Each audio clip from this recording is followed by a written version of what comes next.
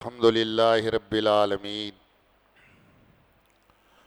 والصلاة والسلام علی خاتم النبیین محمد وعلی آلہ واصحابہ وازواجہ وذریاتہ اجمعین اشہد ان لا الہ الا اللہ وحدہ لا شریک لہ واشہد ان محمدا عبدہ ورسولہ اما بعد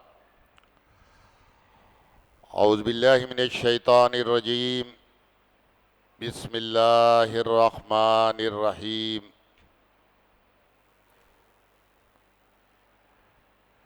یا ایھا الذین آمنوا اطیعوا اللہ واطیعوا الرسول ولا تبطلوا اعمالکم۔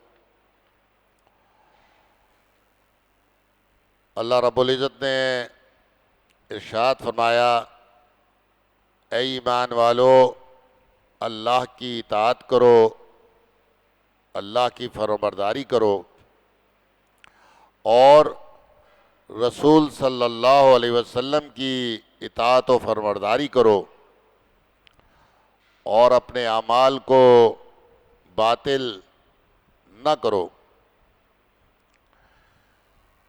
اس آیت مبارکہ میں اہل ایمان کو 3 باتوں کا حکم دیا ہے۔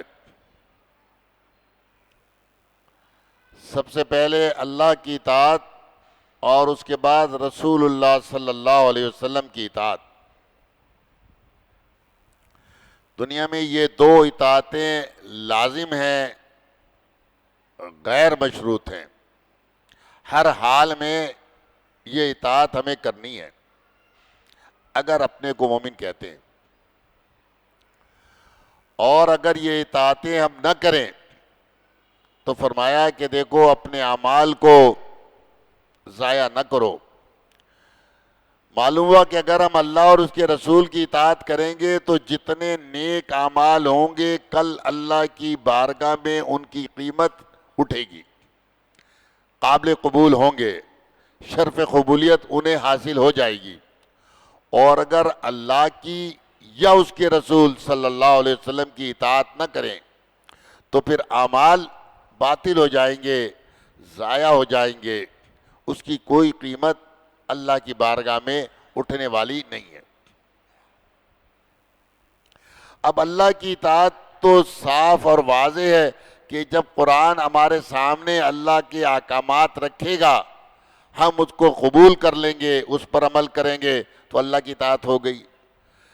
جس چیز سے قرآن نے روک دیا اس سے رک جائیں گے، اللہ کی اطاعت ہو گئی۔ اب یہ رسول کی اطاعت کیا ہے؟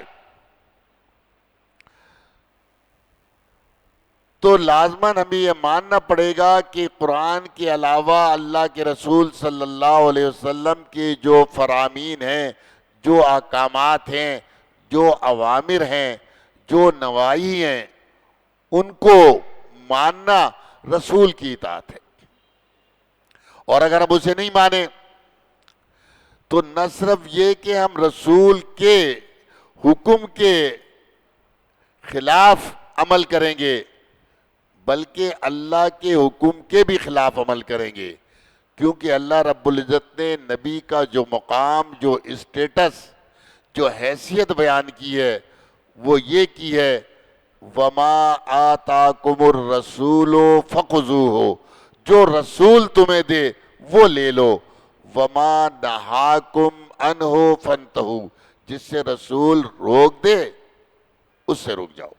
سورہ حشر آیت نمبر 7۔ اس کے بعد آپ یہ سمجھیں کہ اگر ہم قرآن پر عمل کرنا چاہیں اور رسول صلی اللہ علیہ وسلم کے فرامین سے صرف نظر کریں، آپ کے فرامین کی طرف نظر نہ ڈالیں تو قرآن پر بھی عمل نہیں کر سکیں گے۔ میں 2-3 مثالیں آپ کے سامنے رکھوں گا۔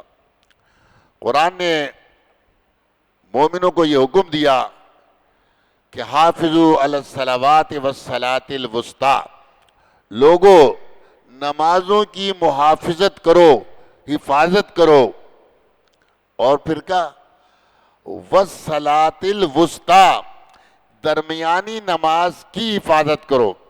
پانچوں نماز کی حفاظت، یہ پانچ نمازیں کہاں آئیں؟ یہ قرآن میں کہیں نہیں ہے. نمازوں کی حفاظت کرو. اب یہ صلاۃ وسطیٰ کون سی ہے؟ قرآن خاموش ہے. قرآن نہیں بتاتا کہ فجر کی نماز صلاۃ وسطیٰ ہے، ظہر ہے، عصر ہے، مغرب ہے، عشاء ہے. قرآن نہیں کہتا. اسلامی نقطۂ نظر دیکھیں تو ہمارا جو دن شروع ہوتا ہے وہ مغرب سے شروع ہوتا ہے.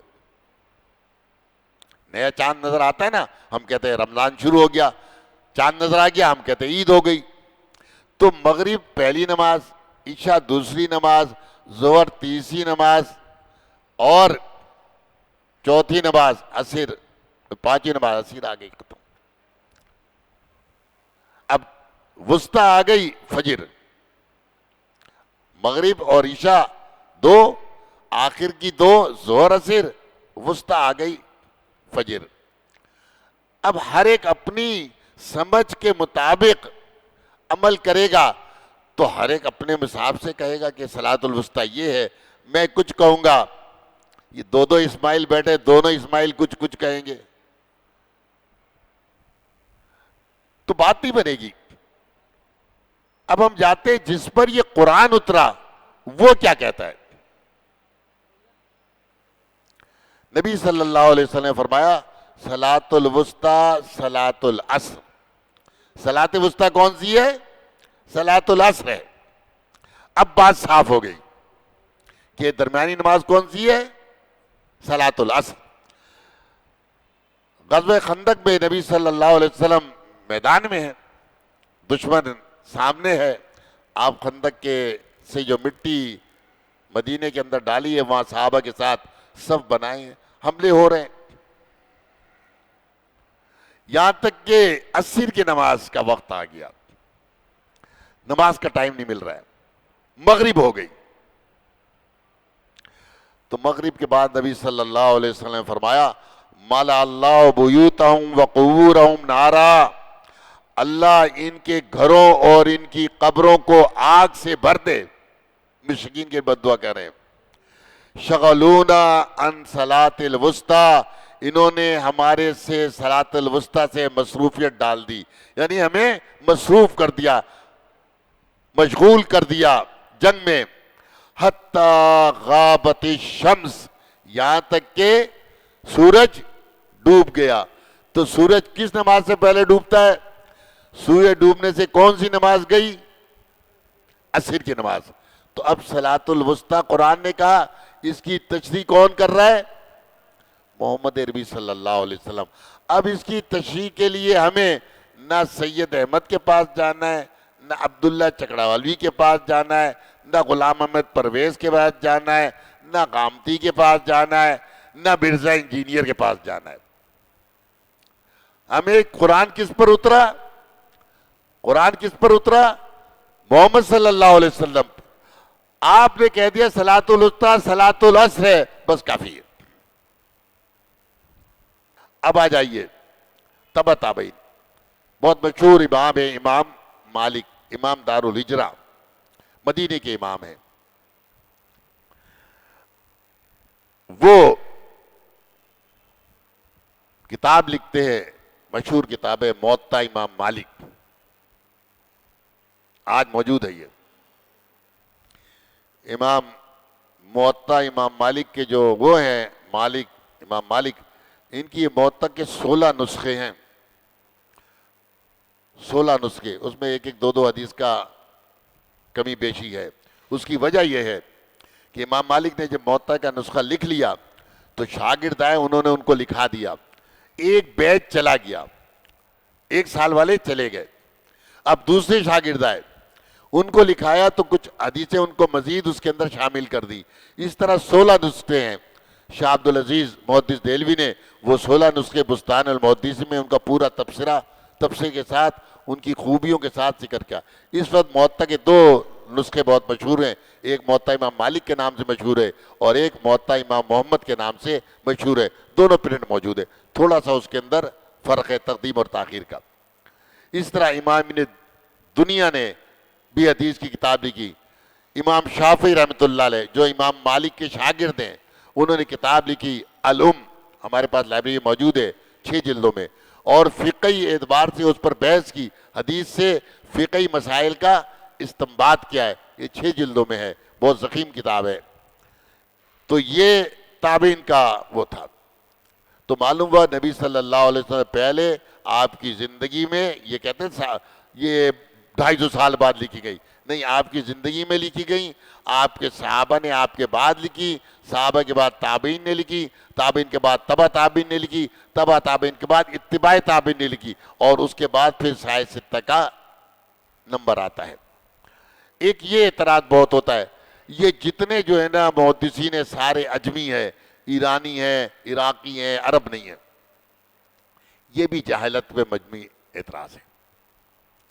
میں نے جتنا اب تک جتنے افراد کا نام لیا سارے عربی ہیں. عبداللہ بن عمر بن عاص مکی ہے, سامی بنو قریش کا ایک خاندان ہے اور قریش کا ہے.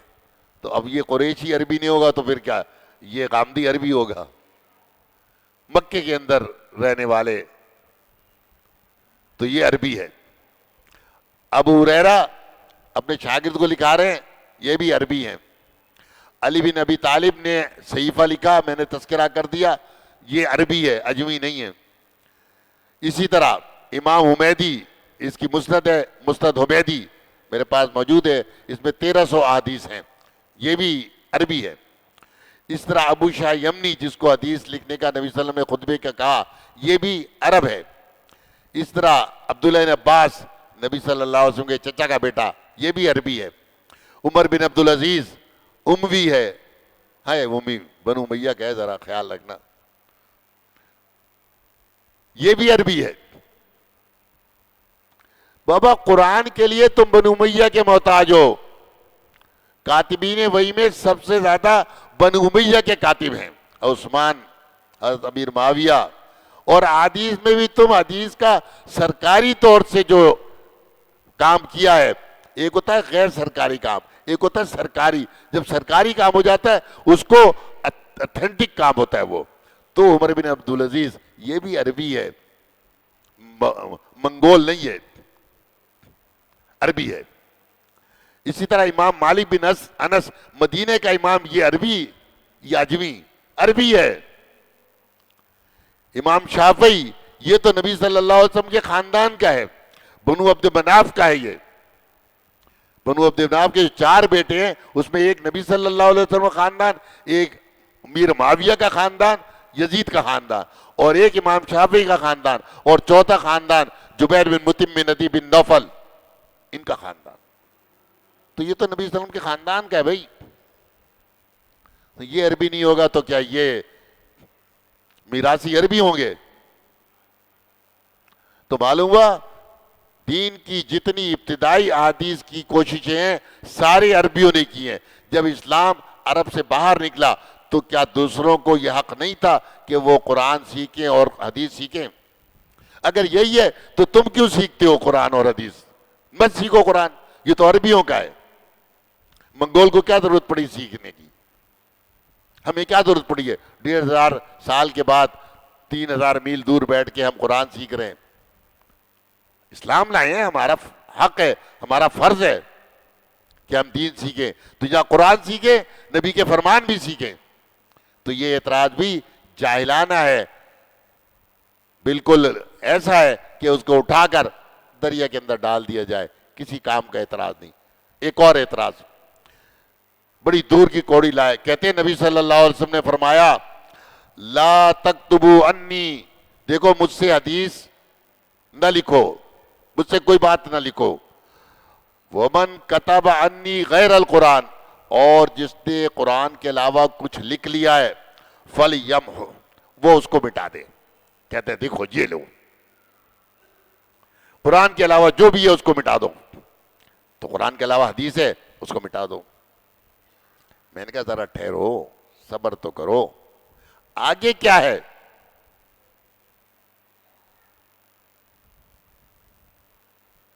آگے بھی تو چلو. آگے نہیں بیان کرتے, وہ ہم بیان کریں گے. وہ بھائی بیٹھا ہوا ہے نا ہمارے یعقوب بھائی, اس نے بھی لائی تھی ایک کتاب اسی طرح کی, اس میں بھی یہ حدیث یہیں تک لکھی تھی. آگے یہ ہے وَحَدِّثُوا عَنِّي وَلَا حَرَجْ, میرے سے حدیثیں بیان کرو, اس میں کوئی حرج نہیں ہے, کوئی مذائقہ نہیں. وَمَنْ كَذَبَ عَلَيَّ مُتَعَمِّدًا فَلْيَتَبَوَّأْ مَقْعَدَهُ مِنَ النَّارِ.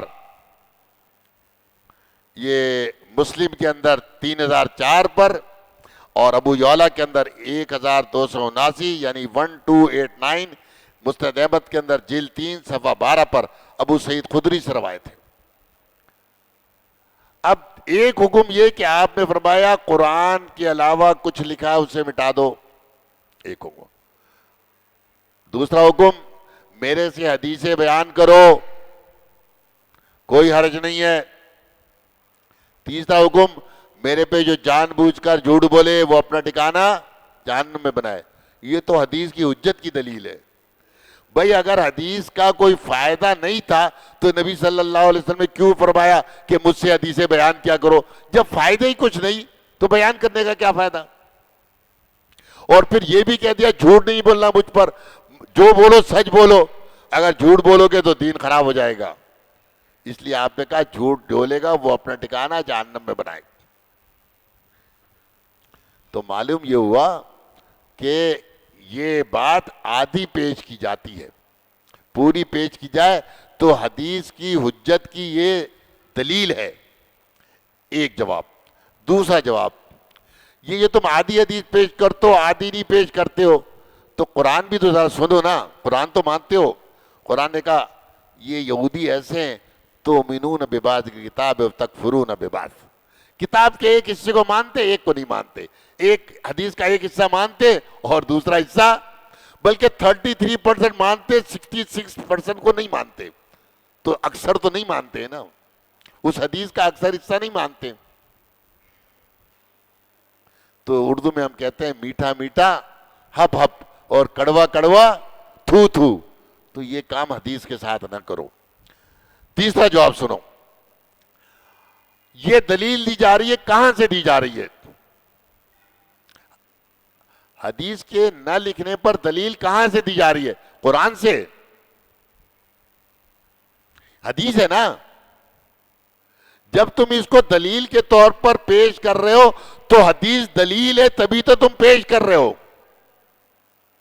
اب ایک شخص سے کوئی مسئلہ پوچھے, وہ کیا ایک قرآن کی یہ آیت ہے لیکن میں تو قرآن کو نہیں مانتا ہوں, تو لوگ کہ پاگل ہو گیا ہے, مسئلے کا حل ہم سے قرآن سے بتاتا ہے اور کہتا میں قرآن نہیں مانتا ہوں, تو پھر پیش کیوں کر رہا ہے قرآن؟ پیش حدیث کرتے ہیں اور حدیث کے خلاف. تو بھئی ایسے لوگوں کی جگہ یہ شہر نہیں ہے. حیدرآباد کے اندر ایک جگہ ہے, اس کو کہتے ہیں گدو بندر, پاگل خانہ ہے. ان کو شہروں میں رکھنے کے بجائے پاگل خانے میں رکھو کہ حدیث کے خلاف حدیث کو دلیل بنا رہے.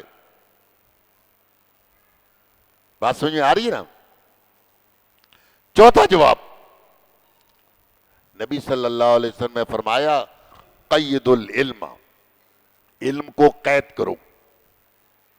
صحابی کہنے لگا اللہ کے رسول علم کو کیسے قید کریں؟ آپ نے فرمایا کتابتہ, اس کو لکھنا. اب آپ کہیں گے یہ حدیث جو ہے اس کا تو مسئلہ پھر حل نہیں ہوا, آپ نے تو کہا قرآن کے علاوہ جو لکھا ہے وہ مٹا دو. ایک مثال دے دوں, یہ کرکٹ والے اور کرکٹ والی قوم ہے اور بائک والی قوم ہے نا, ہمارے ملک کے حالات بدلتے رہتے, کبھی اچھے کبھی برے, خاص طور سے ہمارے شہر کے. آرڈر آ جاتا ہے بھئی دیکھو ڈبل سواری بند, ڈبل سواری پہ پابندی. اب دو دوست تھے ایک ساتھ کالج جاتے تھے, اب ایک بیچارہ بس میں جائے گا ایک اپنی موٹر سائیکل پہ جائے گا, اور اس نے یہ جہاں دوست ملتا کہتا ہے بھائی میرے کو ساتھ بٹھا لو, کہتا ہے دیکھو یہ میرے پاس اخبار کی کٹنگ موجود ہے, بٹوے میں رکھی ہوئی ہے والٹ میں, کہ اس پہ لکھا ہے ڈبل سواری بند. ایک دن یہ بیچارہ جا رہا ہے, ایک دوست ہاتھ دیتا ہے، تو کیا بات ہے؟ کہتا ہے کالج جا رہا ہے؟ بولا ہاں۔ بولا مجھے بھی لے جاؤ۔ کہتا ہے یہ دیکھ ڈبل سواری بند۔ وہ پورا اخبار نکالتا ہے، کہتا ہے آج کا اخبار ہے ڈبل سواری پہ سے پابندی اٹھا لی گئی۔ وہ کہتا ہے یار میرے پاس پرانی بات موجود ہے، 3 مہینے پہلے کا آرڈر ہے ڈبل سواری بند، میں تو نہیں بٹھاؤں گا۔ وہ کہتا ہے آج کا معتبر ترین شہر کا اخبار ہے، وہ کہہ رہا ہے ڈبل سواری پہ حکومت نے پابندی اٹھا لی۔ اب یہ اسی پرانی بات کے اوپر جمع رہے تو اس کو کوئی کیا کہے گا؟ کہتا ہے پاگل ہے، دماغ خراب ہے، اتنی سی سمجھ نہیں آیا، یہ پرانا حکم تھا اب یہ منسوخ ہو گیا، اب کیا ہے؟ اجازت ہے۔ تو نبی صلی اللہ علیہ وسلم نے پہلے منع کر دیا تھا جب قرآن اتر رہا تھا، اور وجہ ہی بتا دی کہ قرآن اتر رہے نا تو لوگ قرآن اور حدیث کے درمیان فرق نہیں کرتے، قرآن کے ساتھ حدیث بھی لکھ لیں گے پھر بعد والے پھنس جائیں گے۔ تو جب قرآن لوگوں نے سمجھ گیا کہ قرآن کیا ہے اور حدیث کیا ہے تو اس کے بعد پھر آپ نے اس کی اجازت دی، کہا قید العلم، علم کو قید کرو، اور اس کا قید کرنا آپ نے کہا کتابت ہے۔ تو معلوم ہوا پہلا حکم نبی صلی اللہ علیہ وسلم کے دوسرا حکم آنے کے بعد منسوخ ہو گیا۔ اسی لیے تو آپ نے کہا اکتبوا لابی شاہ، ابو شاہ کے لیے لکھو۔ عبداللہ بن عمر بن عاص سے مدینے میں کہا کہ تم لکھو، اس منہ سے صرف حق نکلتا ہے۔ تو معلوم یہ ہوا کہ ان کے پاس کامن سینس بھی نہیں ہے، یہ پرانا حکم لے کے دوڑ رہے ابھی تک، 3 مہینے پہلے والا حکم لے کے دوڑ رہے ہیں، تو اس کو ہم پاگل ہی کہیں گے نا۔ بات میری سمجھ میں آ رہی ہے نا؟ آگے چلو۔ چوتھا اعتراض، کہتے ہیں ابوبکر صدیق رضی اللہ عنہ نے 500 حدیث کا ایک مجموعہ لکھا، نبی صلی اللہ علیہ وسلم کی وفات کے بعد ایک مجموعہ لکھا اور اس کے بعد اس کو جلا دیا۔ کہا دیکھو ابوبکر صدیق نے لکھا اور جلا دیا۔ میں نے کہا یہ تو حدیث لکھنے کی دلیل ہے، بھئی جلایا پہلے یا لکھا پہلے؟ پہلے لکھا ہوگا نا پھر جلایا، تو لکھنے کا حکم تو نبی صلی اللہ علیہ وسلم نے منع کیا تھا، ابوبکر نے لکھا کیوں؟ اس کا معلوم یہ ہوا کہ یہ حکم ابوبکر صدیق کو معلوم تھا منسوخ ہو چکا ہے۔ تمہاری دلیل ٹھیک ہے نا؟ ٹھیک۔ اس سے حدیث کی کتابت کا ثبوت تو تم نے خود دے دیا کہ حدیث 250 سال کے بعد نہیں بلکہ شروع دور میں لکھی گئی ہیں۔ اب یہ واقعہ ہے کہاں؟ یہ تذکرۃ الحفاظ جلد نمبر 1 صفحہ نمبر 5 پر موجود ہے۔ ابوبکر صدیق کا جو وہ ہے ترجمہ، ابوبکر صدیق کا جو تعارف کیا ہے امام شمس الدین ذہبی نے، اس کی کتاب ہے تذکرۃ الحفاظ، 4 جلدوں میں ہمارے پاس موجود ہے۔ اس میں سب سے پہلے کس کا اس نے تذکرہ کیا؟ ابو بکر۔ کیوں؟ ابو بکر کا پہلا نمبر، اس لیے پہلی جلد 5واں صفحہ۔ لیکن یہ واقعہ لکھنے کے بعد کہ 500 حدیث جمع کی اور جلا دیا، اس کے بعد آگے جو لکھا ہے وہ کوئی نہیں بیان کرتا، وہ میں کروں گا۔ فرمایا فَهَذَا لَا يَصح، یہ واقعہ صحیح نہیں ہے، یہ واقعہ صحیح نہیں ہے۔ جس کتاب سے نقل کیا جا رہا ہے وہ لکھنے والا امام خود کہتا ہے یہ واقعہ صحیح نہیں ہے۔ جب واقعہ صحیح نہیں ہے تو دلیل تمہاری بنتی نہیں ہے۔ شاخ نازک پہ جو آشیانہ بنائے گا ناپائیدار ہوگا۔ 5واں اعتراض، کہتے ہیں قرآن ایک مکمل کتاب ہے، جامع کتاب ہے، یہ حدیث کی محتاج نہیں ہے، ضرورت نہیں ہے حدیث کی، بس قرآن تو جامع کتاب ہے، مکمل کتاب ہے۔ اچھا اگر قرآن جامع کتاب ہے، مکمل کتاب ہے، تو اس کی تشریح، تعبیر، تفسیر کرنے کے لیے جامع شخصیت چاہیے نا، یا لولی لنگڑی، اندھی بہری، کیسی شخصیت چاہیے؟ قرآن عربی میں ہے تو اس کی تشریح کرنے کے لیے کم سے کم عربی تو چاہیے۔ نہ سید احمد خان عربی، نہ عبداللہ چکڑوالی عربی، نہ غامدی عربی، نہ انجینئر منگول عربی، نہ غلام پرویز عربی، تو قرآن تو عربی زبان کی جامع کتاب ہے، اس کی تشریح اور تعبیر کے لیے جامع شخص چاہیے. ان کو تو عربی نہیں جانتے، ان کی زبان نہیں ہے، تو ان کو تو بولنا ہی نہیں چاہیے قرآن کے معاملے میں. یہ بولیں ان کو حق ہے، اور جس پر قرآن اتر رہا ہے اس کو حق نہیں ہے. محمد عربی صلی اللہ علیہ وسلم کو. کیسے پاگل ہو تم؟ اور اپنی تفاسیر، اپنی جو انہوں نے تفسیر، تو کہنا تفسیر کی توہین ہے، جیسے غلام پرویز ہے اور دو بہت سے کہتے قرآن کی آیت، اس کی دیکھو فلاں انگریز مفکر، فلاں مستشرق یہ کہہ رہا ہے، وہ اس کو کیا اسلام معلوم؟ اس کی بات دلیل ہے، اور جس پر قرآن اترا اس کی بات دلیل نہیں ہے. اب کیا کریں؟ گاندھی اس دور میں پیدا ہوا، اگر پہلے ہوتا یہ حرکتیں کرتا تو ہم اس کو کہہ دیتے کہ یار وہ ڈاکٹر جمعہ خان وہ دنیا سے چلا گیا، دماغ کا ایک بہت بڑا پاکستان کا اسپیشلسٹ تھا، اس کے پاس اس کا علاج کراؤ، اس کا دماغ جو ہے نا گھوم گیا ہے. لیکن ماہر نفسیات کچھ ہیں، ان کے پاس جائے ایسے لوگ اور علاج کرائیں.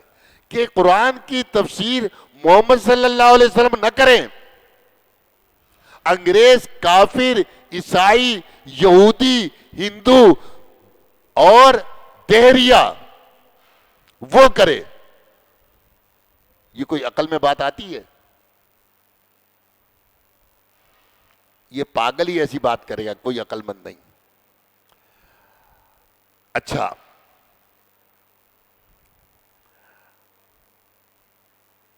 ایک اعتراض یہ کیا جاتا ہے وحی سے مراد قرآن ہے اور قرآن کے علاوہ وحی نہیں آتی.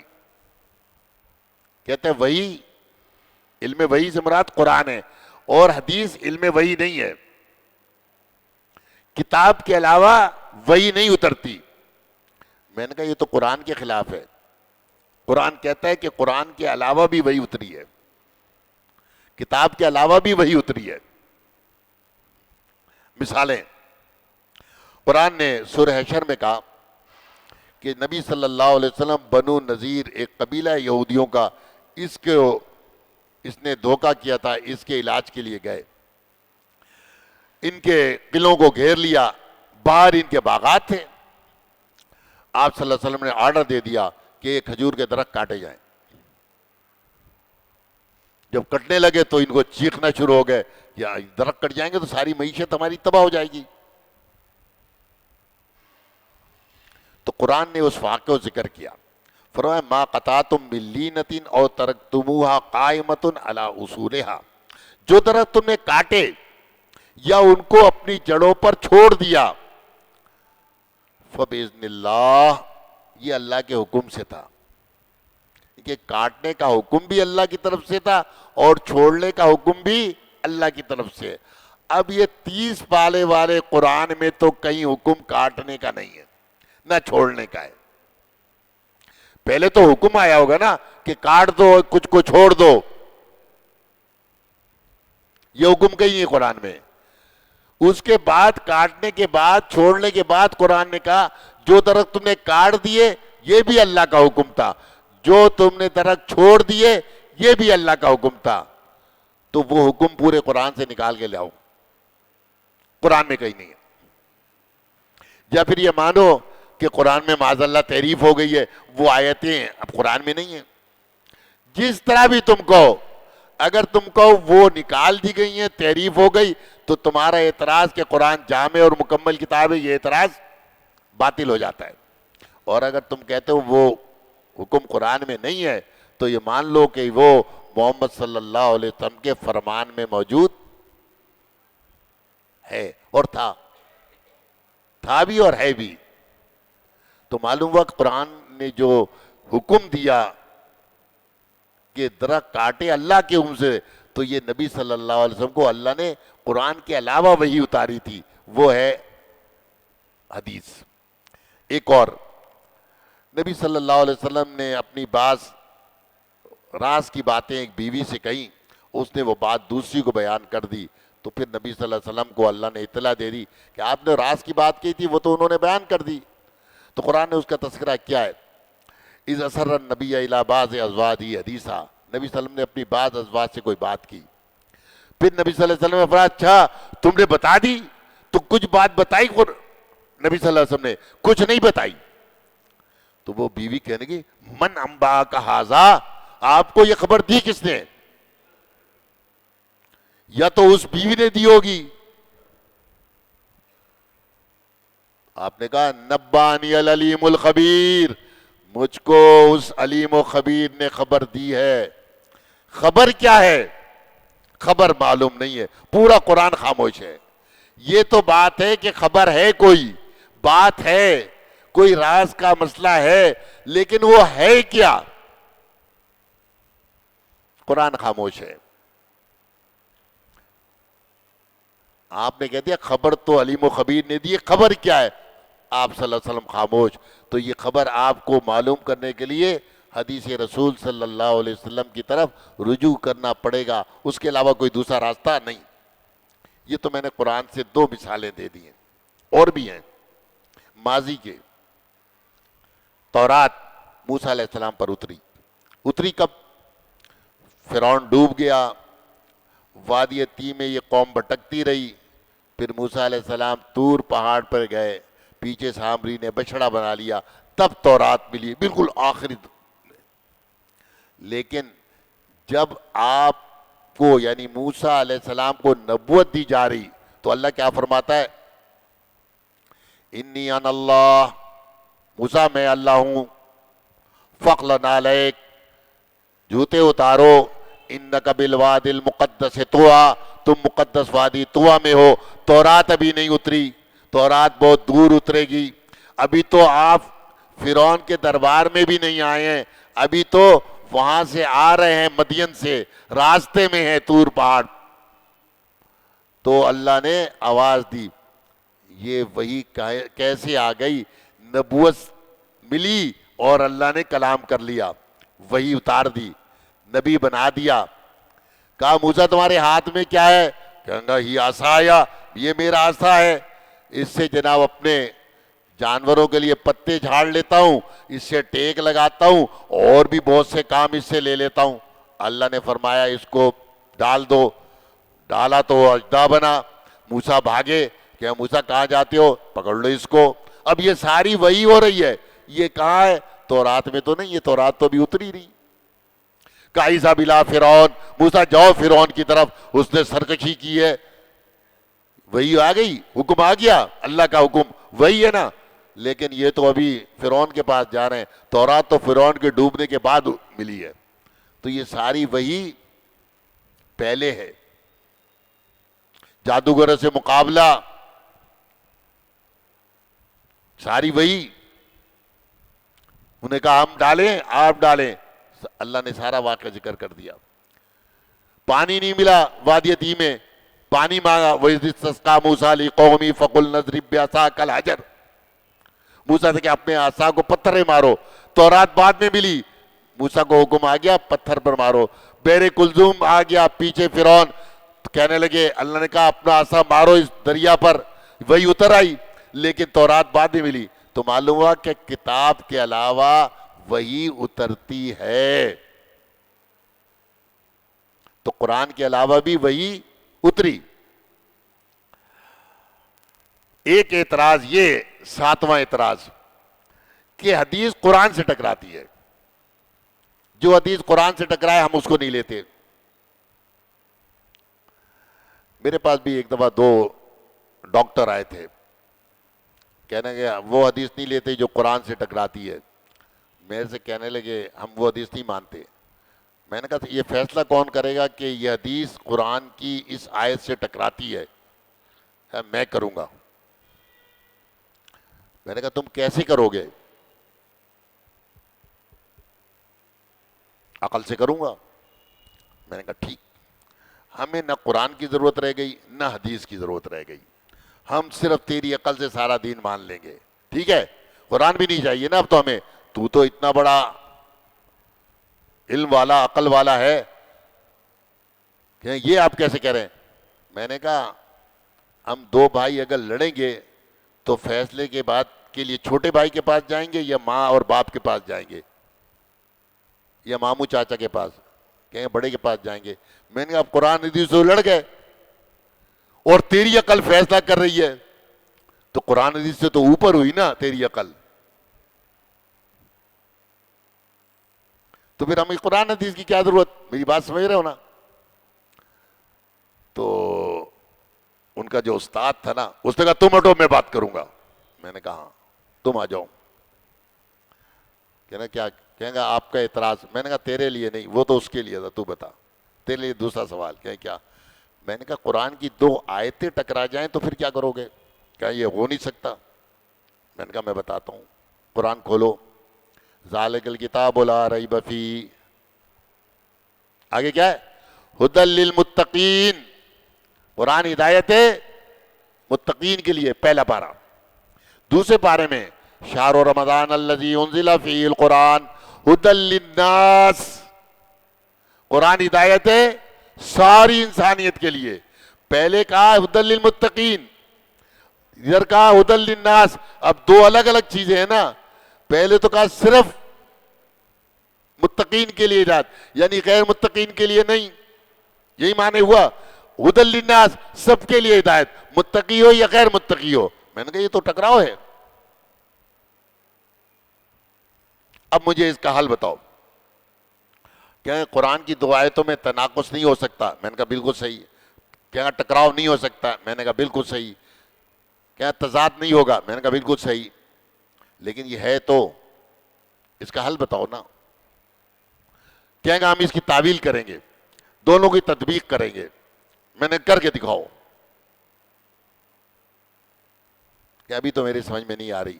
میں نے کہا میں بتاؤں گا حل. دونوں آیتوں کی تطبیق کر لو گے نا؟ کہ ہاں. میں نے کہا اس لیے کہ دونوں اللہ کی کتاب کی آیات ہیں، دونوں وہی ہیں. ذرا سا تھوڑا سا دل نبی صلی اللہ علیہ وسلم کے ساتھ محبت والا رکھو تو نبی صلی اللہ علیہ وسلم کی بات قرآن کے مطابق نہ ہو، تمہاری سمجھ کے مطابق، تو دونوں کی تطبیق کر لو. جو تم 2 آیتوں کے درمیان کرتے ہو وہ قرآن حدیث کے درمیان وہی اصول رکھ لو، مسئلہ حل ہو جائے گا. تو کہنے لگا آپ مجھ کو اس کی تطبیق کریں. میں کہا دیکھو قرآن کس کے لیے ہے؟ ساری انسانیت کے لیے. میرا یہ لیکچر سب لوگوں کے لیے جو یہاں بیٹھے ہوئے ہیں، سب کے لیے ہے نا. باہر والوں کے لیے تو نہیں ہے نا، آپ سب کے لیے. لیکن اگر میرے لیکچر، میرے درس کے وقت ایک کھڑکی کے پاس بیٹھ کے باہر دیکھنے لگے کہ فروٹ والا کیا بیچ رہا ہے، کیا ریٹ ہے، ایک لیٹ کے آرام کرنے لگے، ٹھیک، کسی کے دماغ میں کچھ اور چل رہا، میری گفتگو نہ سن رہا ہو، لیکچر تو میرا اس کے لیے بھی ہے نا. اس کو فائدہ ہوگا؟ فائدہ ہوگا اس کو؟ نہیں ہوگا. تو میں نے کہا قرآن ہے ساری انسانیت کے لیے، فائدہ کون اٹھائے گا؟ ھدی للمتقین. فائدہ کون اٹھائے گا؟ جو اللہ سے ڈرتا ہوگا، تقوی والا ہوگا، اس کو فائدہ ہوگا. جس طرح میرا درس سب کے لیے، لیکن جو توجہ نہ دے، آپس میں باتیں کرے، گپے لگائے، ٹیک لگا کے جناب جو ہے نا وہ مزے کر رہا ہو، میری طرف توجہ نہیں، تو اس کو فائدہ بھی نہیں ہوگا. تو قرآن آیا سب کے لیے، فائدہ کون اٹھاتا ہے؟ متقین. آیا سب کے لیے ھدی للناس ہے، فائدہ جو اٹھاتے ہیں وہ ان کے لیے ھدی للمتقین. ختم. میں کہا اسی طرح حدیث کو کرتے ہیں. جب قرآن اور حدیث ہماری عقل میں دیکھتے ہیں کہ یار اس میں ٹکراؤ ہے، تو دونوں کو غور کرتے ہیں، فکر کرتے ہیں، تفکر کرتے ہیں، تدبر کرتے ہیں. معلوم ہو جاتا ہے قرآن کا یہ حکم یہاں تھا، حدیث کا حکم اپنی جگہ ویسے ہی ہے. تو جس طرح قرآن کی 2 آیتوں کے ساتھ ہم کرتے ہیں، قرآن اور حدیث کے درمیان بھی وہی اصول قائم رکھ لیں، مسئلہ حل ہو جائے گا. نمبر 8 اعتراض. کہتے ہیں حدیث رسول کی وجہ سے اسلام پر اور رسول اللہ صلی اللہ علیہ وسلم پر اعتراضات ہوتے ہیں. یہ مستشرق کہتے ہیں اس شخص کو جو ایشیا کے علم یا مسلمانوں کے علم کو حاصل کر لے، اس کو انگریز ہے، اس کو ہم کہتے ہیں مستشرق، یعنی مشرقی علوم کو جاننے والا. وہ اکثر اعتراض کرتے ہیں نبی صلی اللہ علیہ وسلم پر اور حدیث کی، اس میں حدیث کے واقعات، حدیث کی باتوں کی وجہ سے. کہتا ہے اس لیے ہم حدیث نہیں مانتے کہ اس سے نبی صلی اللہ علیہ وسلم پر اعتراض ہوتا ہے، اسلام پر اعتراض ہوتا ہے. میں نے کہا دیکھو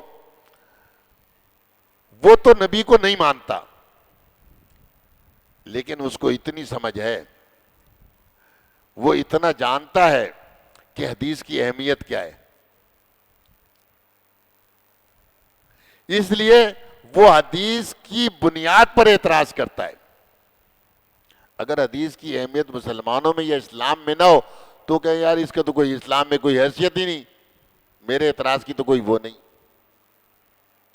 میں نے کہا وہ مستشرقین تو قرآن پر بھی اعتراض کرتے ہیں، ہم قرآن بھی چھوڑ دیں؟ اگر حدیث پر وہ اعتراض کرتے ہیں اس کی وجہ سے تم حدیث چھوڑ لے ہو، وہ قرآن پر اعتراض کرتے ہیں تو کیا ہم قرآن چھوڑ دیں؟ مثلا وہ کہتے ہیں اسلام نے 2 3 4 شادیوں تک کی اجازت دی ہے، تعدد ازواج۔ یورپ بہت اعتراض کرتا ہے، وہ کہتے ہیں بیوی ایک ہونی چاہیے اور گرل فرینڈ 1000 رکھ لو کوئی فرق نہیں پڑتا، بیوی ایک ہونی چاہیے۔ اور بیوی بھی کہتی ہے دوسری بیوی نہیں لاؤ، باقی تو اپنے ساتھ 1000 گرل فرینڈ لے کے گھوم، مجھے کوئی اعتراض نہیں۔ نعت کا سر بگریباں ہے، اسے کیا کہیے؟ تو اب یہ اعتراض تو قرآن کے اوپر ہے نا۔ قرآن نے کہا فن کیوں ما طاب لکم من النساء مثنی و ثلاثا و رباع، تم نکاح کرو جن عورتوں کو تم پسند کرتے ہو، 1 2 3 4، ٹھیک ہے نا؟ مثنی 2، ثلاثہ 3، رباع 4۔ وہ کہتے ہیں یہ تو قرآن کے اوپر اعتراض ہم کرتے ہیں، یہ غلط ہے قرآن کا حکم، بس ایک مرد کو ایک بیوی رکھنی چاہیے۔ میں نے کہا قرآن کو چھوڑ دو، وہ اعتراض کر رہے ہیں قرآن کی آیت کی وجہ سے، تو اسلام پر اعتراض آ رہا ہے، بولو قرآن کی آیت صحیح نہیں ہے، کسی کے اندر جرات ہے؟ نہیں ہے نا۔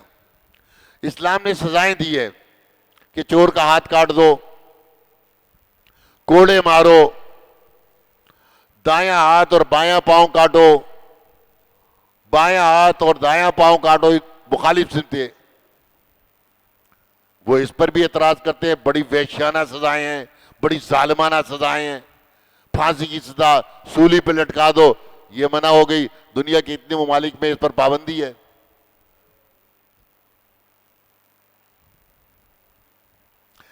بم مار کر ہزاروں فلسطینیوں کو شہید کر دو لیکن پھانسی نہیں دو مجرم کو۔ یہ ہے، تو نہ دیکھا نہیں یورپ کا جمہوری نظام، چہرہ روشن اندروں چنگیز سے تاریک تر۔ تو ان یورپ کے اعتراضات کو ہمارے پاؤں کی نوک کی، جوتے کی نوک کی ٹھوکر پر تمہارے اعتراض کی کیا حیثیت ہے؟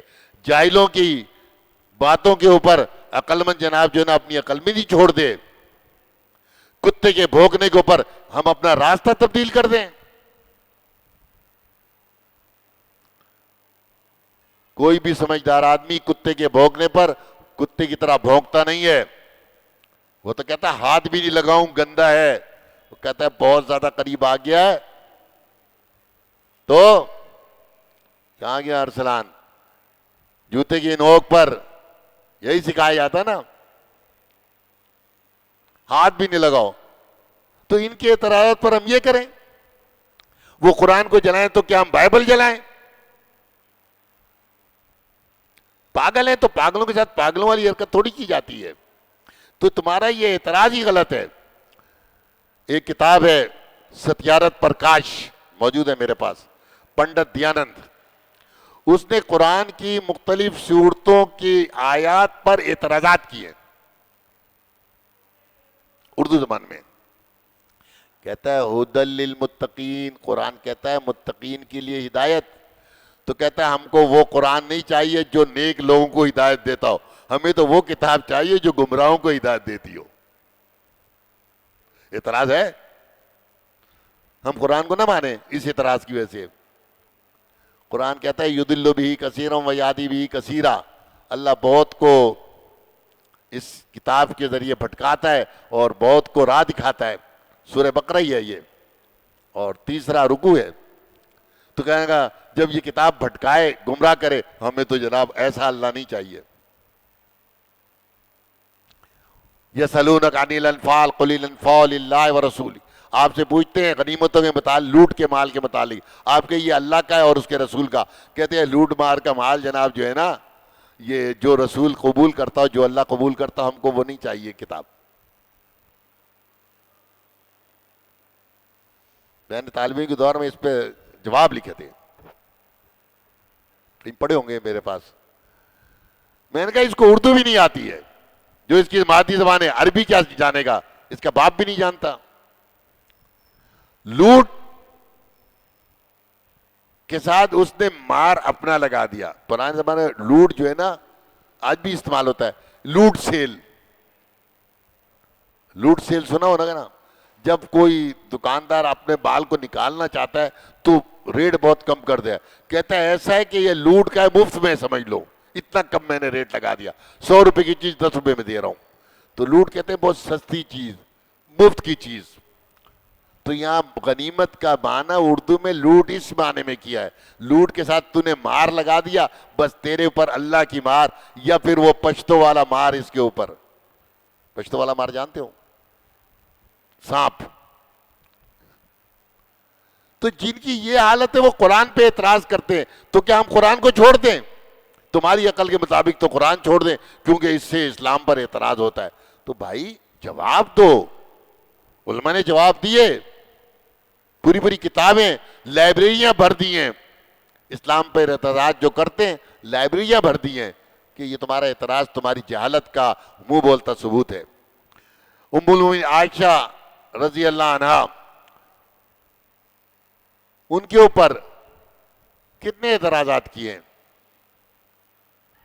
قرآن کی اس سے بھی، حضرت زینب کے نکاح کی وجہ سے کتنے اعتراضات کیے، قرآن میں اس کے نکاح کا تذکرہ ہے نا، تو کیا ہم قرآن چھوڑ دیں؟ اسی طرح اور بھی بہت سی چیزیں ہیں جس کی وجہ سے اعتراض ہوتے ہیں، تو اعتراض کا جواب دیا جاتا ہے۔ یہ نہیں ہوتا کہ اگر آپ کا بچہ لڑتا ہے گلی میں جا کے، لوگ شکایت لے کر آتے ہیں، کہتا ہے روز شکایت لاتے ہیں، اس کی روز شکایت لاتے ہیں، چھری اٹھاؤ بھائی، بسم اللہ اللہ اکبر، اس کو ذبح کر دیتا ہوں، نہ یہ ہوگا نہ اعتراض ہوگا، تو لوگ کہے پاگل ہو گیا۔ بچے کو سمجھاؤ، اس کا جواب دو اس کو کہ یار بچہ ہے، معصوم ہے، تمہارا بچہ بھی ہے، لڑتے ہیں کھیلتے ہیں، پھر لڑتے ہیں پھر کھیلتے ہیں، یہ تو ہوتا رہتا ہے۔ اس کا مطلب یہ نہیں ہوتا کہ بچوں کو یا زنجیر باندھ کے گھر میں رکھ دیا۔ جواب دو، تم جاہل ہو، تمہارے پاس جواب نہیں ہوتے، اس لیے جو ہے نا تم علماء کے پاس آنا نہیں چاہتے۔ علماء کے پاس آؤ، تمہیں جواب ملیں گے۔ ایک اعتراض اور ہے، وہ یہ کہ حدیث سے ظنی علم حاصل ہوتا ہے۔ یہ ذرا ٹیکنیکل مسئلہ ہے۔ ظن کہتے ہیں خیال، اس کے مقابلے میں لفظ آتا ہے یقین۔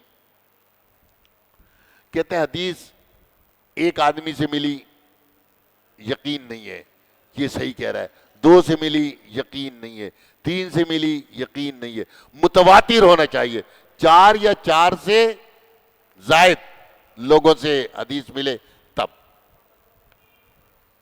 میں کہا قرآن تو اس کو نہیں مانتا۔ قرآن کیا کہتا ہے؟ ان جاکم فاسق بنبأ فتبینوا، جب تمہارے پاس ایک فاسق خبر لے کر آئے تو کیا کرو؟ فتبینوا، سورہ حجرات، اس کی تحقیق کرو۔ یہ نہیں کہا ایک آدمی خبر لے کے آئے اس کو اٹھا کے پھینک دو، یہ کہا قرآن نے، کہا تحقیق کرو، اگر صحیح بات ہو مان لو، فاسق ہے، فاسق کی بات آنکھیں بند کر کے ہی مانو، تحقیق کرو، اگر صحیح ہے تو مان لو، نہیں ہے تو رد کر دو۔ مختصر کرتا ہوں، موسیٰ علیہ السلام کے پاس ایک آدمی آیا، قرآن نے کہا جا رجل من اقصی المدینہ، مدینہ شہر سے ایک آدمی دوڑتا ہوا آیا کہ موسیٰ سردار فیصلہ کر رہے ہیں کہ تجھے قتل کر دے۔ موسیٰ علیہ السلام نکل گئے مصر سے مدین کی طرف۔ موسیٰ علیہ السلام نے نہیں کہا ایک آدمی کی خبر ہے، ایک آدمی کی خبر ظنی ہوتی ہے، 4 آدمی خبر لائیں تو نکلوں گا، تو پھر کیا ہوتا؟ موسیٰ علیہ السلام کو شہید کر دیا جاتا۔ تو ایک کی بات کو مان لیا۔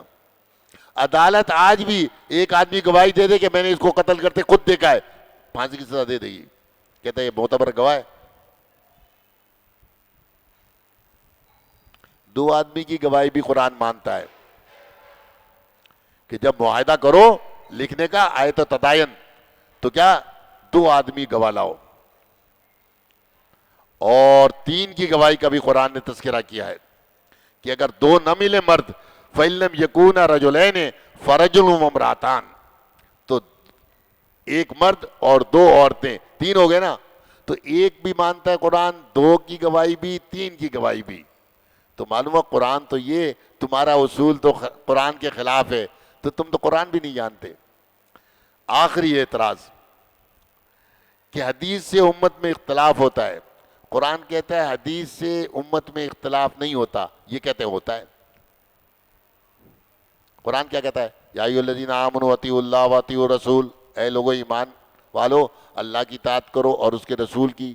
فَإِن تَنَازَعْتُمْ فِي شَيْءٍ فَرُدُّوهُ إِلَى اللَّهِ وَالرَّسُولِ، اگر تمہیں تنازع ہو جائے، اختلاف ہو جائے، بات کو لوٹاؤ کدھر؟ اللہ اور اس کے رسول کی طرف۔ جب اللہ اور اس کے رسول کی طرف لوٹاؤ گے تنازع ختم ہو جائے گا، حدیث مان لو گے فیصلہ ہو جائے گا۔ تو قرآن تو یہ کہتا ہے، تم کہتے ہو حدیث سے اختلاف ہوتا ہے۔ دیکھو نبی صلی اللہ علیہ وسلم کی وفات کے بعد یہ تنازع ہوا کہ نبی صلی اللہ علیہ وسلم کے جسم مبارک کو، جسد اثر کو کہاں دفن کیا جائے؟ کوئی کہتا مکے لے کے جائیں گے، جس طرح ہمارے کیا نا بھائی گاؤں لے کے جائیں گے، کلی تزو، کہاں کے اس کو دفن کریں گے؟ گاؤں لے جائیں گے۔ دوسرے کا نہیں بیت المقدس لے کے جائیں گے، کسی کا جنت البقیع میں دفن کریں گے۔ اختلاف ہو گیا نا، فیصلہ کون کرے؟ جو فیصلہ کرنے والا ہے اس کا تو انتقال ہو گیا ہے، لیکن ابھی ایک موجود ہے، ابو بکر کا پہلا نمبر۔ ابو بکر صدیق رضی اللہ عنہ کا نبی صلی اللہ علیہ وسلم نے ارشاد فرمایا ما مات نبی الا دفن حیث یقبض، نبی جہاں وفات پاتا ہے اسی جگہ دفن کیا جاتا ہے۔ تو جس جگہ نبی صلی اللہ علیہ وسلم کی روح نکلی تھی اس سے آپ کا جسم ہٹایا گیا، وہاں قبر کھودی اور پھر وہیں آپ کو دفن کر دیا گیا۔ اختلاف باقی رہا؟ اختلاف ختم ہو گیا۔ تو حدیث سے اختلاف ختم ہوتا ہے، اور یہ کہتے ہیں حدیث سے اختلاف ہوتا ہے، حدیث سے اختلاف نہیں ہوتا۔ اختلاف تمہارے ذہنوں کا ہے، دماغوں کا ہے، اس کا علاج کر لو، حدیث مان لو، سارے اختلافات ختم ہو جائیں گے۔ تلک عشرۃ کاملہ، یہ 10 بڑے بڑے ان کے اعتراضات تھے، یہ جو ہے نا میں نے اس کے جواب مختصر طور سے دیے ہیں، ورنہ ایک ایک چیز کے 10 جواب ممکن ہے۔ تو آپ کی سمجھ اور وقت کے کو سامنے رکھتے ہوئے اللہ سے دعا ہے کہ اللہ تعالیٰ ہمیں حدیث کے اوپر عمل کرنے، اس کو دل سے ماننے اور اس کے مطابق اپنی زندگی گزارنے کی توفیق عطا فرمائے۔ السلام علیکم ورحمۃ اللہ وبرکاتہ۔